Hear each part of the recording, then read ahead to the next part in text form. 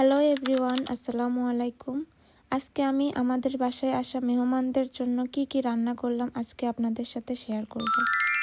আমি রান্নার জন্য সব ধরনের সবজিগুলো আগে কেটে নিয়েছি, যাতে আমার রান্না করতে খুব তাড়াতাড়ি হয় আর সহজভাবে আমি সব কিছু করতে পারি। যেহেতু আমার কোনো হেল্পিং হ্যান্ড নাই, সেজন্য আমাকেই সব কিছু করতে হবে।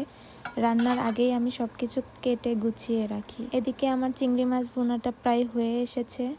টমেটো দিয়ে আমি চিংড়ি মাছটা করেছি। আরেকদিকে আমি মাংসটা কষিয়ে নিতেছি। আমি সবসময় প্রেশার কুকারে মাংস রান্না করি, বাট সবসময় আমি মাংস কষিয়ে এরপরে প্রেশার দেই। এখন আমি চাইনিজ ভেজিটেবল করার জন্য সবজিগুলো সিদ্ধ করে নিব। এখানে আমি আমার পছন্দ মতো সব রকমের সবজি নিয়ে নিয়েছি।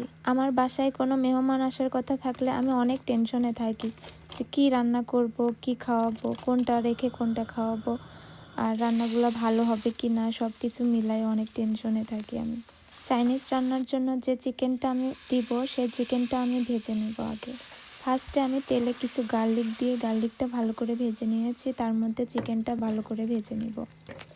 আমার বাসায় কোনো মেহমান আসলে আমি যেমন খুশি হই, আমার মেহমানরাও তেমন খুশি হয় আমার বাসায় আসার জন্য।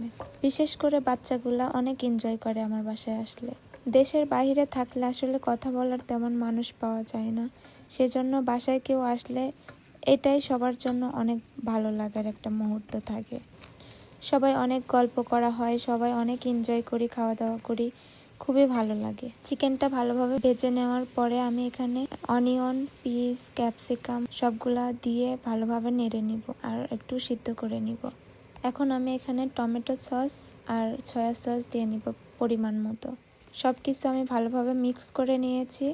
এখন আমি বাকি সিদ্ধ করে রাখা সবজিগুলা দিয়ে দিব। ভালোভাবে মিক্স করে নিয়ে যে ভেজিটেবল স্টক রেখেছিলাম সেটা আমি দিয়ে দিব। আমি কর্নফ্লাওয়ারটা ভিজিয়ে রেখেছিলাম আগে থেকে, এখন আমি কর্নফ্লাওয়ারটা দিয়ে দিব।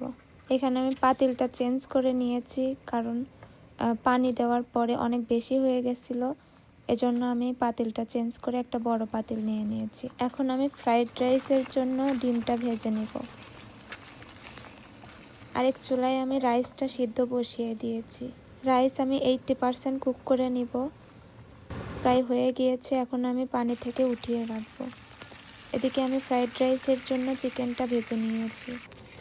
ফ্রাইড রাইসের জন্য গার্লিক অ্যান্ড অনিয়নটা একটু হালকা করে ভেজে নিব, ফ্লেভারটা ভালো হয় গার্লিক দিলে। ফ্রাইড রাইসে দেওয়ার জন্য সবজিগুলোও আমি কেটে রেখেছিলাম, এখন আমি সবজিগুলোও ভালো করে ভেজে নেব। কালারফুল ভেজিটেবলগুলো দিলে দেখতে অনেক নাইস লাগে। যদিও আমি খুব ভালো চাইনিজ রান্না করতে পারি না, তারপরেও চেষ্টা করি, যতটুকু পারি আমি ভালো করে রান্না করার চেষ্টা করি। আমি যখন বাসায় অনেক কিছু রান্না করি তখন আমার আম্মা ফোন দিলেই বলে আমার মেয়েটা কত বড় হয়ে গিয়েছে, কত কিছু শিখে গিয়েছে। যে মেয়েটা নিজের হাতে খেতে চাইতো না খাইয়ে দিতে হতো, আবার যখন নিজের হাতে খাইতো তখন আবার প্লেটটা পর্যন্ত আমার ধুয়ে দিতে হইতো।